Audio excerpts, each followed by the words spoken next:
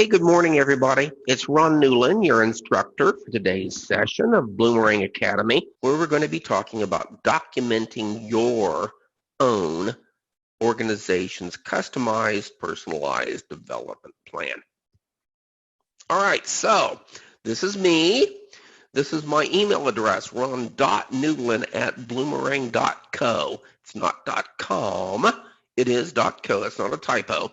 So what I want to do here, as I said, this class is a little bit different than most Bloomerang Academy classes where we spend all of our time actually in the Bloomerang customer relationship management system, doing things that only can be seen by people who have a Bloomerang account. Today, we're going to be spending some time talking about some of the features that Bloomerang offers to everybody. So this is the Bloomerang website. If you're not a Bloomerang user and you're just looking Bloomerang up out in the general public, you'll see this website. And I'm going to spend some time today over here under freebies. I'm going to spend a little time today talking about some of the things that we offer to everybody. But, so if you're already a Bloomerang customer, though, don't forget that these things are still out there for you. So, for instance, we've got a link here to our blog. One of the things, part of how Bloomerang promotes ourselves to the world is by having relationships with a whole bunch of the best fundraising consultants in the country. They do free classes for us once a week, and we record those classes. We enter hot links to the classes as videos. We enter the narrative, the content, the transcript of the communication as a blog entry. So you can go to Bloomerang, freebies, blog, and if you're interested in a specific topic, like, for instance, just yesterday I had a really good question about, I had a question yesterday about IRA distribution contributions. How do we do that? So let's take a real quick look here, and we will find, and we'll see whether there's something in Bloomerang that answers that question. Or maybe what we want to talk about today is list segmentation, which actually we're going to be teaching a class on in 2 weeks. Maybe what you want to do is get some information on before you do your next mass email. You want to be able to know how to, or mass email or mass letter, you want to be able to split your donor base up so that first-time donors are getting a different letter from repeat donors who are getting a different letter from lapsed donors, etc. You want to know what Bloomerang has about that? Go into, and this is all free. You don't have to be a Bloomerang customer to get this information. Just go to freebies, blog, and look us up. That's pretty cool. What I'm going to show you today is some things that are also under freebies, under templates. In a few minutes here, I'm going to be talking a little bit about board job descriptions. So if you go to freebies and templates, you'll see here hot links to all kinds of documents that you can download from Bloomerang. You don't even have to be a Bloomerang customer to do this. But if you are a Bloomerang customer, don't forget that this is also available to you. So we're going to talk a little bit about all kinds of sample bylaws and sample board policies and job descriptions. And we're also going to be talking here about what I'm going to be demonstrating to you today is a template and a series of questions for creating is not the right word. we call this documenting the development plan you're already working on. So this is where everything I show you today, you'll be able to find. We're going to send it to you on Monday as a link, but if you don't get Monday's emails opened and a month from now you want to come back to it and you can't find the email, you can always just go up here to freebies, templates, and find it here.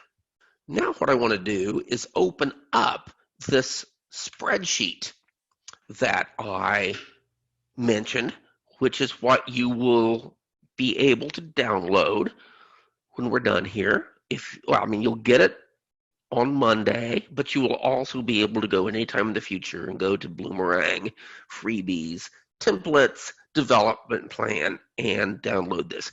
So what this is a spreadsheet. I created this. So I've been a member of the Bloomerang team for 5.5 years of the company's 7-year history.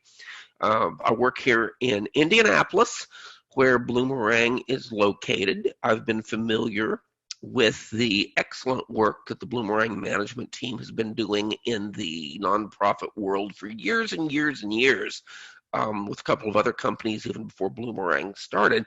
So I was really excited about the chance to join this team. But before I joined Bloomerang, I spent many years as a fundraising executive myself and many other years as a consultant. This particular document is something I kind of created, and Bloomerang and I have tweaked it a little bit to make it a Bloomerang document. This is something I used to use when I was a fundraising consultant, the first time I met with a client or even a prospective client, to get a handle in 45 minutes on everything they were doing and what their potentials were. So, frequently I'd ask an organization, hey, do you have a development plan? And the person I was talking to would look kind of sheepish and say, I don't have something in writing. We got a plan. We know what we're doing. We just don't have it written down.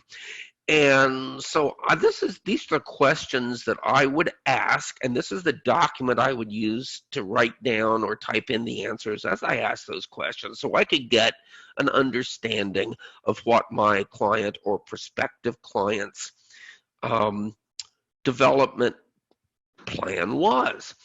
Said they may, the question, do you have a development plan, suggests that there's a written document that can be handed out. Lots and lots of us, including me, for many of my early jobs, never had that document in writing. We knew what we were doing, but we didn't have it in writing. And that's what we kind of want to go through here. Hopefully give you the opportunity to use this document to answer some questions and then turn that into a question, into an answer that you're happy to provide. So, this is a document down the left-hand side. So we're assuming if you're watching this class, you're probably somebody who's going to be starting your new fiscal year on July 1st. And so this is the time of year that you really want to be doing things that are going to affect next year's plan. Every organization in the nonprofit world only has a couple of dates that are universal across the board.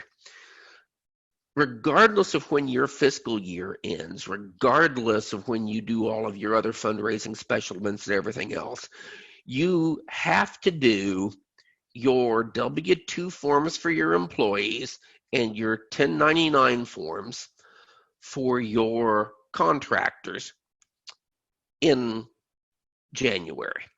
So I got columns here, obviously, for the date of each week from now until June 1st, July 1st, and then all through next year. And then I've got columns for governance tasks, communication tasks, and development tasks. And then over here is a little bit about the different things you do to raise money. We're going to get to that. I'm going to ask you 12 questions. After the first 6, we're going to come over and spend some time over here.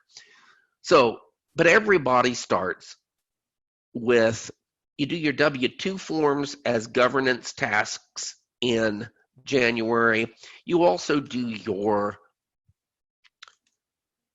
year-end tax receipts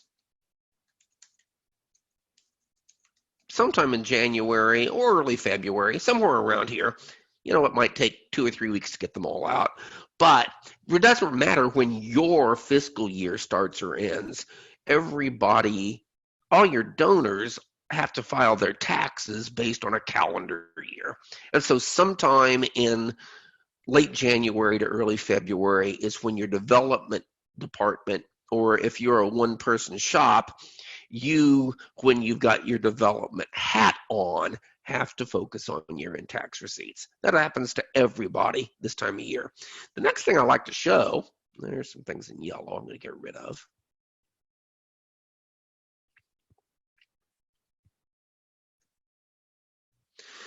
Let's scroll down here. So we're looking into the later half of 2020. We're going to get down here to November, December. Doesn't matter what else you're doing, Giving Tuesday happens all over the world on the Tuesday after Thanksgiving. Put this on your development calendar. Whether you participate in Giving Tuesday or not, you want to know when other people are. It is, I think everyone knows what Giving Tuesday is. Whether you do it or not, it grows by 50% every year.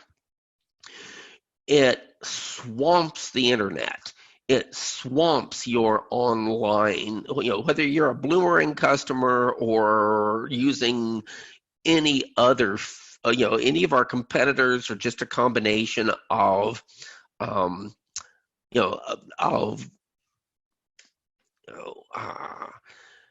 Constant Contact and PayPal, you're going to get swamped on this Tuesday. So if you are using Giving Tuesday as an important part of your fundraising, you also want to make sure that for a couple of weeks before then, you're preparing for Giving Tuesday. You want to make sure your data is right. You want to make sure, you want to do tests to make sure your forms are working right. So I'm going to put a couple things in here called Giving Tuesday Prep. The week afterwards, assuming it works right, you're going to have dozens, scores, hundreds of new first-time donors. And if you're a Bloomerang customer, you know how important we believe it is to treat first-time donors special. So if you are doing Giving Tuesday, block out, it's not going to take 40 hours a week for 4 straight weeks, but make sure that you've blocked out 10 hours a week for 4 straight weeks to be getting ready for and following up on Giving Tuesday. Or if you decide you're not going to do Giving Tuesday, then please just don't. Make sure you do not send out a mass email, an e-newsletter, or something else on Giving Tuesday, because it's just going to get lost. These things are universal. All right, so these are the things that are universal. So now, if you and I were sitting down as a new prospective customer, and I was your consultant, so I'm going to ask 6 questions. It's going to take me about 10 minutes to go through these. First question is, what is your fiscal year end? 70% of Bloomerang customers have a June 30th fiscal year end. And I expect if you're on this call, it's because you're one of those people. I'm going to put that down. And that's that shows up in the governance task, the administration column. All right, question number 1. Question number 2, when do your board members start their new terms? The vast majority of nonprofit organizations that have a June 30th fiscal year end also have a June 30th board year end, which means your new board members are coming in on the 1st of July. And that's going to be really important. So, if that's the case, and obviously if this isn't the case, we can move these dates elsewhere in the calendar and follow the next steps accordingly. But I'm talking to a majority of customers that I think are probably on this category themselves. So my next question would be, okay, so your fiscal year ends on June 30th, your new board starts on July 1st. When is the annual meeting in which your new board is elected and comes into play? And again, almost all of our customers that have a June 30th fiscal year with a new board starting on July 1st are doing the official final election of that board at an annual meeting that typically takes place in mid-June. I'm just saying this based on the fact that every organization I've ever run, and I think every organization that I've ever consulted with was on this calendar. So my next question though, so these are all fundraising, these are all administrative governance tasks. That's why they're in column B. But your annual meeting typically is going to create a communication task for you. Lots of organizations have bylaws that say everybody who meets X criteria must be invited to your annual meeting. This is what qualifies you to get a vote. This is how the private for-profit world works. Tons and tons of nonprofit organizations work the same way. So if you're going to have an annual meeting in the third week of July, it's very likely that you're going to want to have your biggest mailing of the year.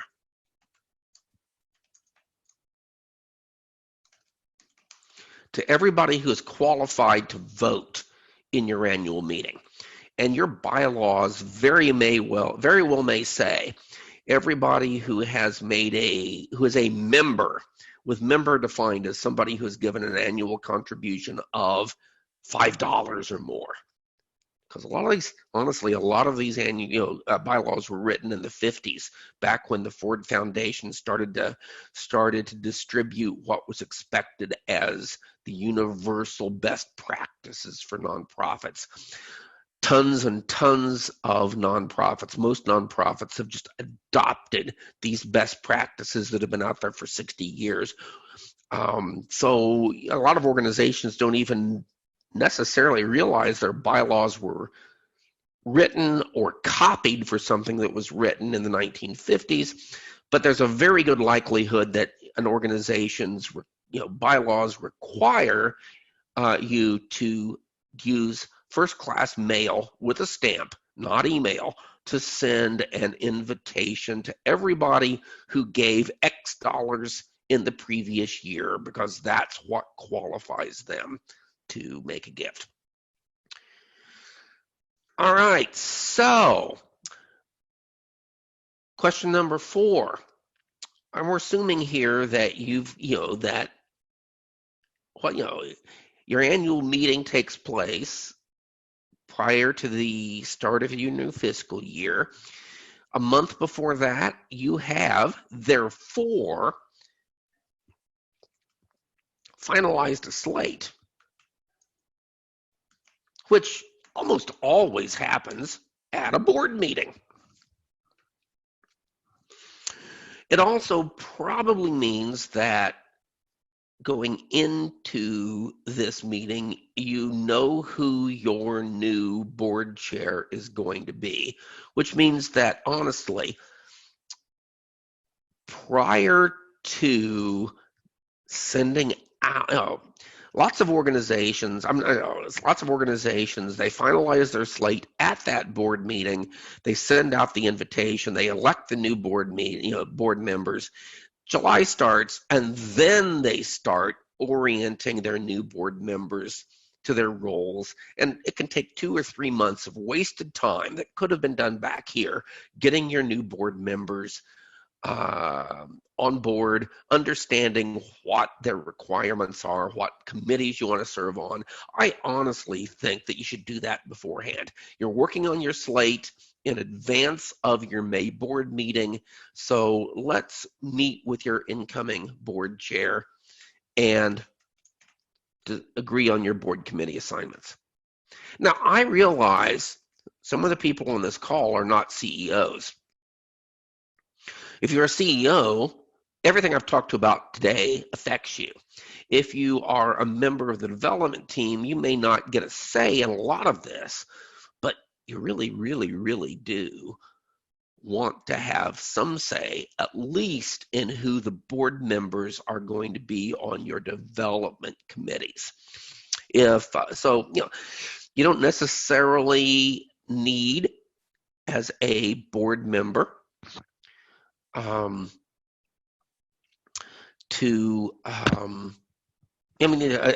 a staff member on the development committee, you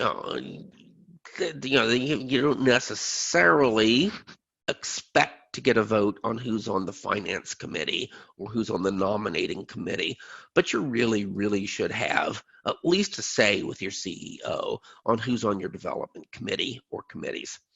Megan's got a question here about slates, and that's just assuming, that's a term that I use for, lots of organizations.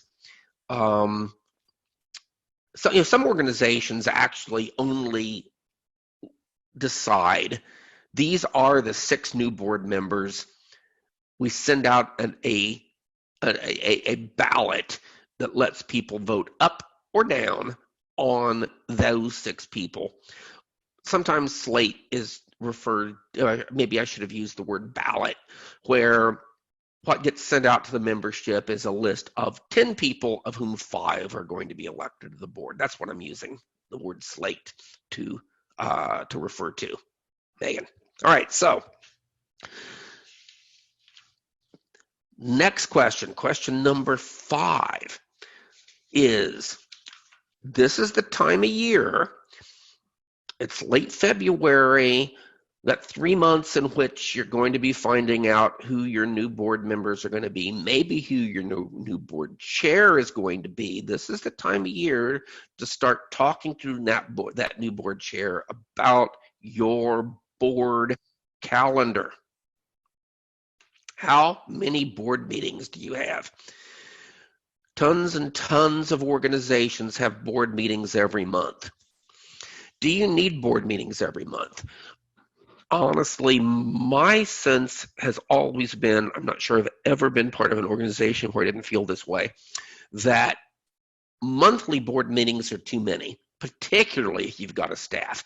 Monthly board meetings drive the staff to create all kinds of reports every 4 weeks, and it creates an expectation among board members that their job as a board member is to come to a meeting every 4 weeks and sit and be talked to and read reports to. I honestly think that that the healthiest way for a nonprofit organization to work is to have quarterly or bi-monthly board meetings. From this point forward, I'm going to start entering some things that are, this is where I learned all of this. My first job as executive director was 30 years ago as the executive director of the Indiana Basketball Hall of Fame. And I went through this process, and this is where I learned it all. And I still wake up in the middle of the night thinking about this calendar. So we started with an expectation of quarterly board meetings, but we changed that to make fewer than that, with the idea that every month the board's going to be asked to do something, but not necessarily a board meeting. So instead of having a board meeting every month, we created a situation where we had board meetings the 3rd week of September, with something else happening in July. And in fact, I'm going to go ahead and, we had a fundraising special event called a golf tournament. We didn't have a board meeting in August. We had a cultivation event. We called it a picnic, which sounds kind of silly. But What it was an opportunity for our board members to bring prospective donors to a social event. So we had a board meeting in September, no board meeting in October, but we had committee meetings. We had a board meeting in November.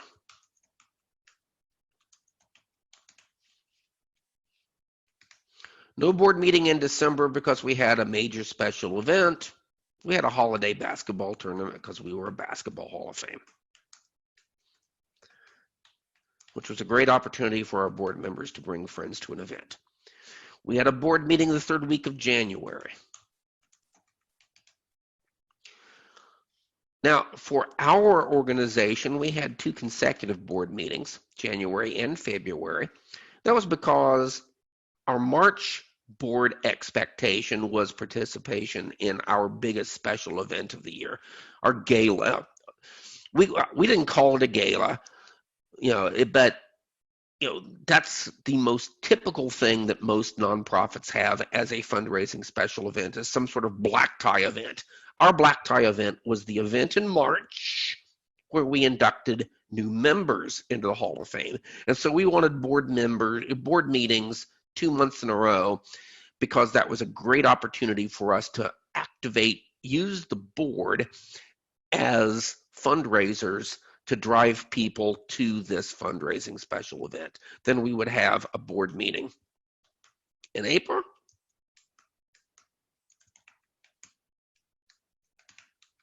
and a board meeting in May,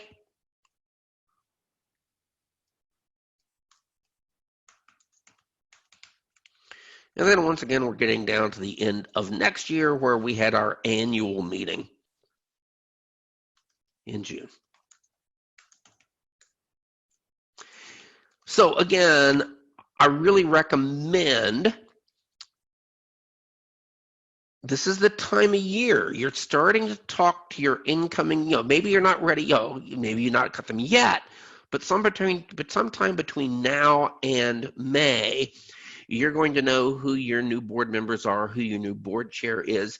If you're not happy with your board calendar, and likely, the chance that if you're doing 12 board meetings a year and all you do is get ready for them and all they do is come to them and then do anything else, now's the time to start laying the groundwork to change that.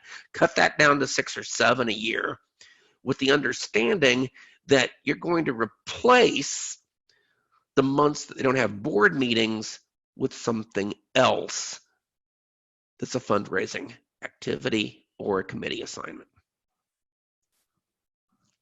All right, question number 6. When do you work on your budget? Well, I bet you also right here, my guess is that if you are watching this because you've got a June 30th fiscal year, that you're going to also, not only in mid-May, have finalized your slate here, this is also when your board's going to be approving your budget, which probably means that you as a CEO are probably working 10, 20 hours a week on your budget all through April. And I'll bet you, even if you're not a CEO,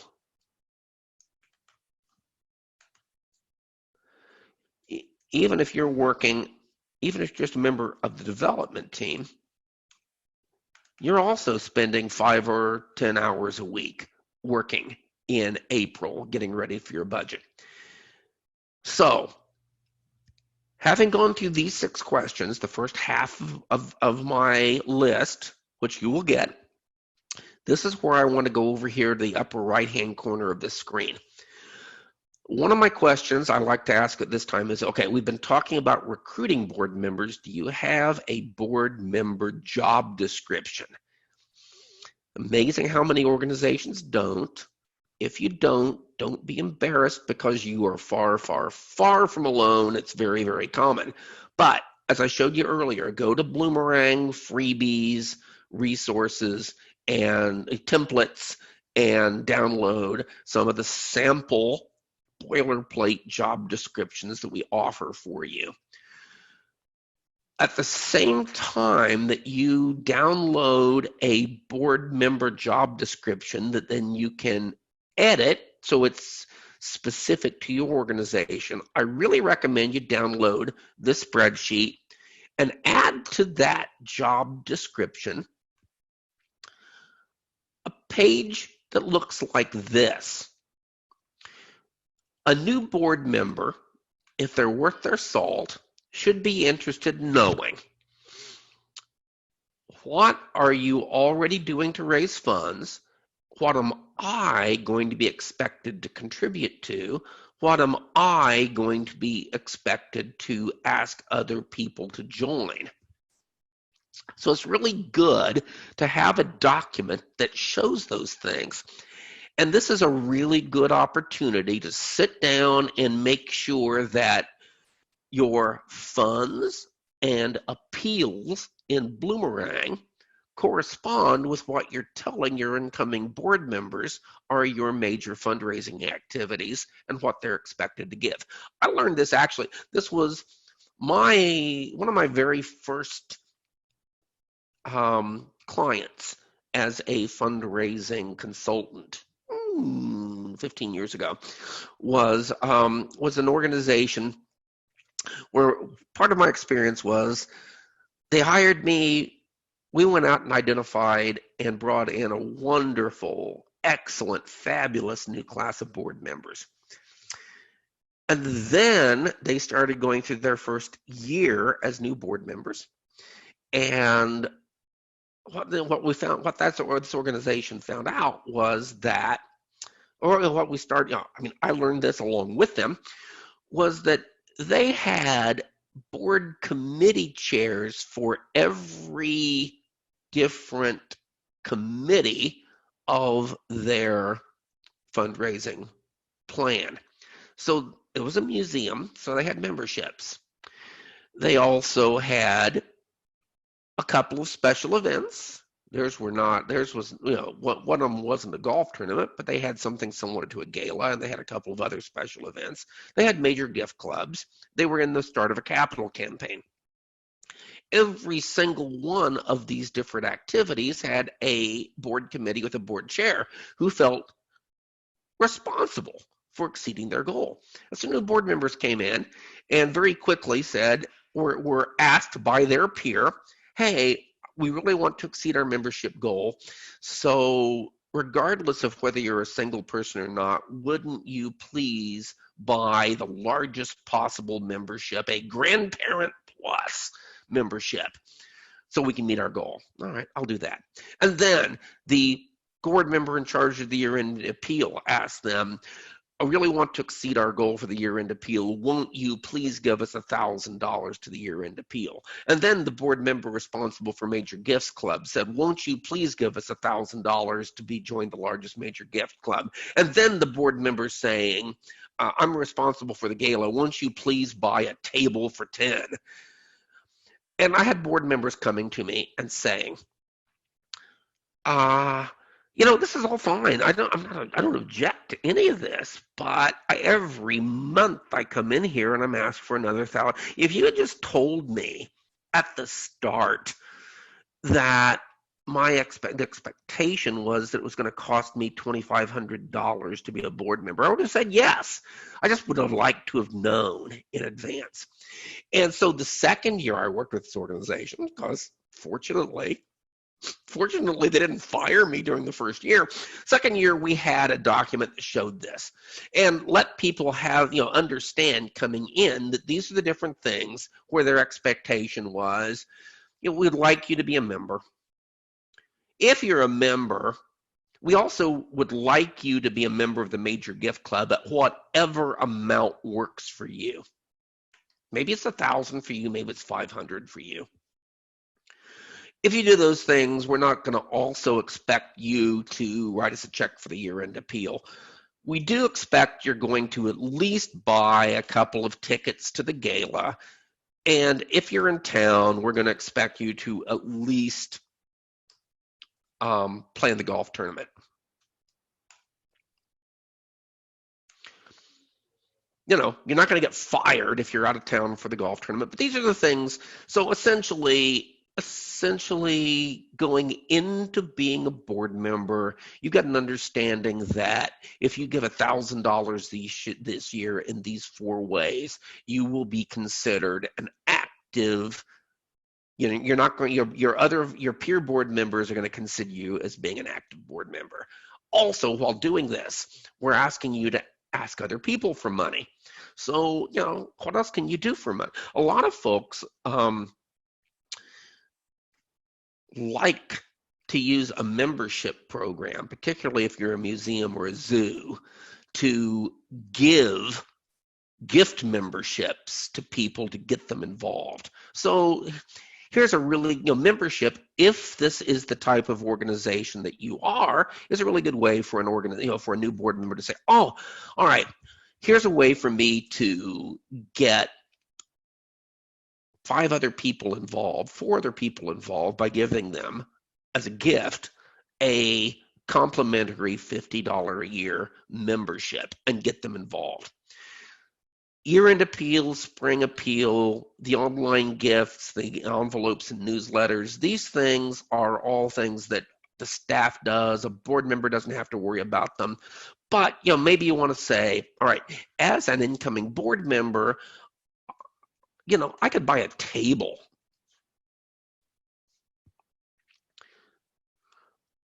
and or a sponsorship or give some things for the silent auction. As a board member, I could maybe just pay for an entire foursome to the golf tournament. And or I could have my company be a whole sponsor. I may or may not be comfortable asking other people to join me as a major gift club member, but maybe, it's not uncommon to have an expectation that one of the things you might do, and this is how, obviously, a lot of organizations, a lot of board members might invite 4 other people to sit at their table at the gala. And that's what they're capable of asking for. Other board members might buy the table and then turn around and turn to those people where they gave a complimentary meal and say, hey, would you join me? And ask those 4 people for $250 major gift club gifts. So this document helps, attached as a second page to a job description, lets your board members know everything you're already doing and what is expected of them and what they can reasonably expect to ask for from other people without just throwing them out there and saying, ask for money, and throwing them to the wolves and saying ask for money. Finally, talked about budget work. I really like to recommend that when you're doing a nonprofit, when you're doing your nonprofit fundraising, that you use a document like this as you're planning your budget for next year. Almost all of us are going to be expected to raise more money than this year. You're going to have, there's inflation, you'd like to give the staff raises, you really want to create a couple of new programs to make the world a better place. Before the board is going to authorize you to spend an extra 10%, they would like to have a plan for how you're going to raise an extra 10%. Don't just say, I'm going to increase contributions by 10% and then cross your fingers. Use this feature to say, okay, how are we going to do that? How much money did we make from memberships last year? How can we create more? Maybe one way to create more is to solicit all of our lapsed members to rejoin with an offer to rejoin at a discount. But that's going to cost money. Fine, put that number in there, but also put or maybe what you can do is buy a mailing list. That's going to cost money. So put that number in there, but also correspondingly put the increased expense in there. Maybe what you're going to do is say, I'm looking at our gala. We are already selling our venue out, but we haven't raised our ticket prices for 10 years. So we're going to raise more money this year by asking the same audience that always sells out our venue to pay 20% more for their ticket. We're going to increase ticket prices. Maybe your golf, look at your golf tournament and you say, we already are selling out. So if you're playing a scramble, you got 18 holes, two of them are par threes, so you can only launch one foursome on those. So you can really only sell 34 foursomes for your golf tournament. You cannot increase the number of people that are coming. If you can't increase the price, you can't increase the revenue. Make sure you mark some of those things. On the other hand, let's look at our major gift clubs. And you can say, we are going to systematically look at our $100, $250 donors, and we're going to ask 10 of them to move up to 500. We're going to look at our $500 donors, and we're going to ask 6 of them to move up to 1,000 and put a number in here. This is the type of work that allows a board member to say, all right, I understand, I'm going to approve the extra $10,000 in expenses, the extra 10% in expenses, because I understand that they're not just generically saying we're going to raise $10,000 more dollars, 10% more dollars. They're actually looking down this row and saying we're going to do this many $1,000 here, this many $1,000 there. All right. This begins to become what I would call a development plan. You fill these things in, and then you start writing a narrative month by month and fund by fund that says this is what we do, and this is what we're going to increase. And this is where you begin to be able to answer a question. If you're talking to an outside consultant like I used to be, or you're talking to a prospective board member who says, what's your development plan? You want to have something more than just, well, this is, a sheepish answer. So these are the beginnings of what we think are the documents that can give you these things. All right, got 10 more minutes here. I want to move into my last 6 questions. Question number 7, are you a United Way agency? This used to be really, really, really important. It's less and less so these days. But more so in smaller communities.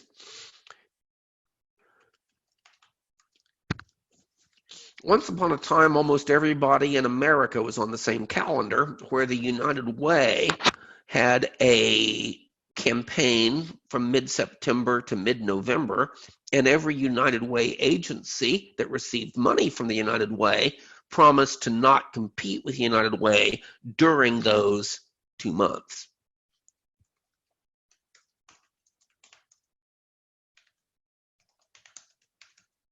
It's less common now than it used to be, but it still may affect you. If you are a United Way, you cannot send your year-end appeal before the United Way blackout ends, typically on November 15th, which means you may want to do your year-end appeal sometime after November 15th, maybe even as late as mid-December, although I think more and more we're understanding that you don't want to wait until the day before Christmas to send out your year-end appeal. On the other hand, if you're not a United Way agency, then it's a very great value to you to drop your year-end mass mailing on or before November 15th. regardless of whether you are or you aren't, yes, Shannon, you're going to get a copy of this template and all the questions that I'm asking. So yes, so whether you are or aren't a United Way agency, this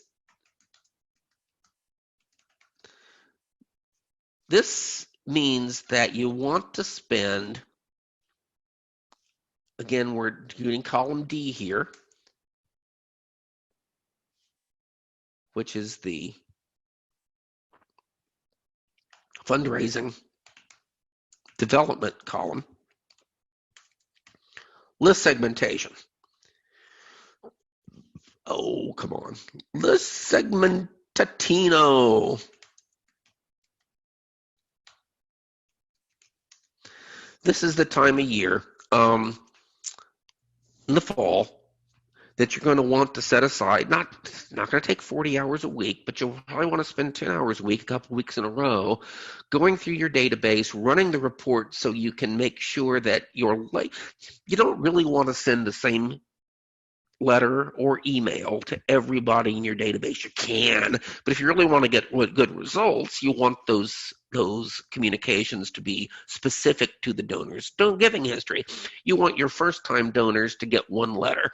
You want your long-time repeat donors to get a different letter. You want your lapsed donors to get a third letter. You want your new prospects that just joined your organization and haven't given yet to get yet a fourth letter. You may want people who have given more than $500 to get a letter that specifically asks them for a gift of more than $500, and a separate letter for people whose largest previous gift was only $100 to ask for maybe a gift of $125. All these things are done. This is, and this is honestly, I mean, this is maybe the single biggest reason to have a donor database like Bloomerang, is to let you segment a mailing like this in these ways. But it's going to take several hours over a couple of weeks in mid-October to get ready to make sure that your mailings that go out in mid-November work that way.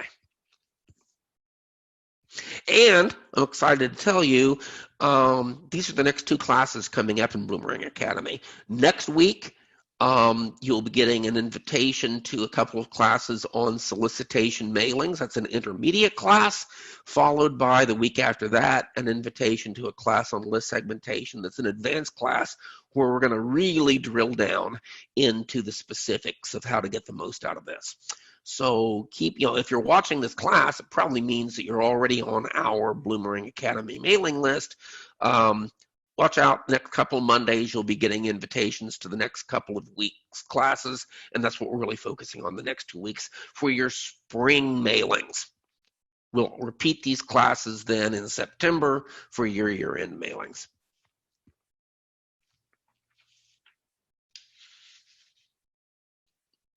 All right, then this is the point at which I like to ask, okay, do you have one or two signature fundraising special events? I've already mentioned, and we're kind of running out of time here, so I'm going to go back and use my experience with the Basketball Hall of Fame here to say our big events were, we had a gala in March, a basketball tournament in December, which in all honesty was not a fundraising event. That's more earned income. It's more like running a gift shop than it is like doing fundraising. But we had a golf tournament in July. And this is the point where you then start to use the communications column to back up what are the things you have to have. Our gala was a black tie event that was where new inductees got entered into the Hall of Fame, which meant that in addition to the so there are a couple different things here. One of the things we had to do was one of the things that really made this a special event and made a revenue producer was that we produced a printed program where people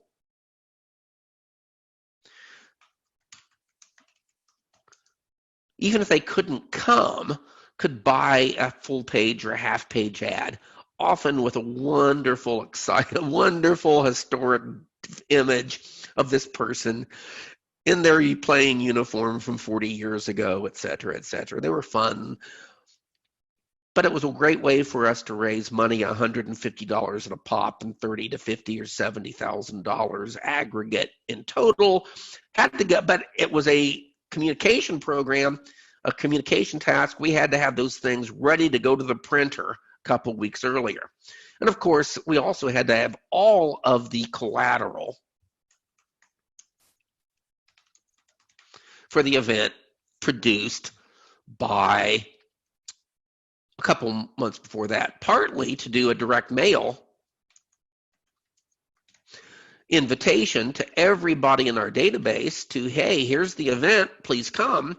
But also the reason we had 2 consecutive board meetings was so we could we could leverage the board to go out and do fundraising for us. So we had to have all this ready for a January board meeting, with the idea that the board meeting would, that they would return their results a month later. As you add these things in, you're starting to see things are starting to fill up here. Same, and the same thing's going to happen earlier on. I've got a golf tournament in July. So one of the things I've got to do here, a month, at least a week before that, as a communications task, I've got to produce all my sponsorship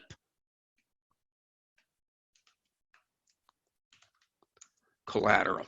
If I got people buying whole sponsorships, I gotta have signs up for that, which really means that all of the stuff,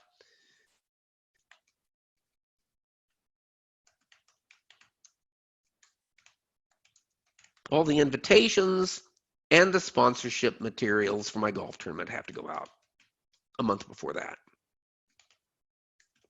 We're filling all these things in, and these are just the beginning of it. The last thing, and it's noon, I'm going to have to speed up here a little bit. Really quickly,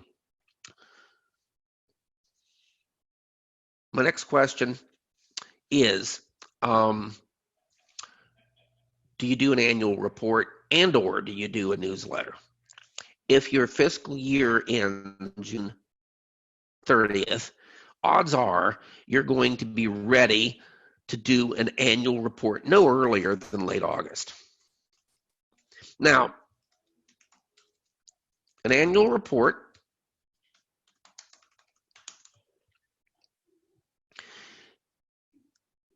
can be a fabulous 4-color, 32-page document that you can leave with major donors, but it doesn't have to be. I actually only produced that in the last couple years of my career. I spent most of my career putting in my annual report in as a 4 or 8-page center spread in a newsletter.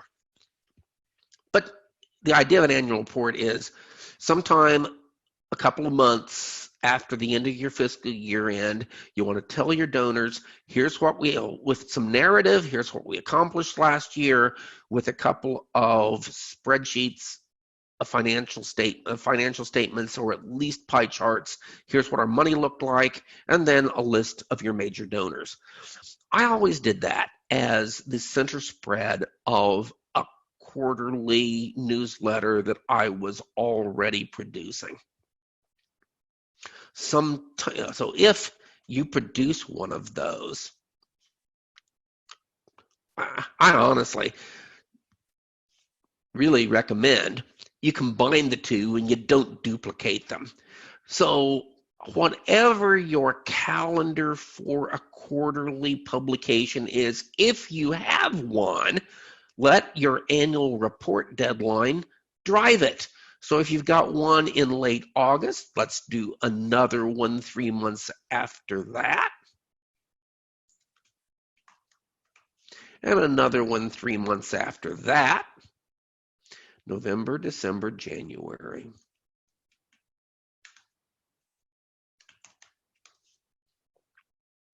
And another one 3 months after, March, April, May. And if you want to tweak them off of that schedule, because no one's counting, you know, if they get one, they're not going to say, it's only been 12 weeks since my last newsletter. This came too soon. I'm angry. You know, if you want to tweak it a little bit so these things can drive your promotion calendar so that for instance, maybe you want to move this one up by a couple of weeks, Control X, so it gives you more time to make it promote your upcoming gala. You can do that. All right. Point is, what these things are allowing us to do, my last question, number 12. Question number 12 is, okay, when do you have time, given all of this stuff, to add a new event?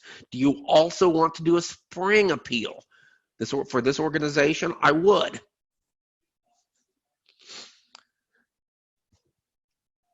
Do you also want to maybe do email appeals in between, in the months where something else isn't happening? Then this was where I would use this column to block those things in.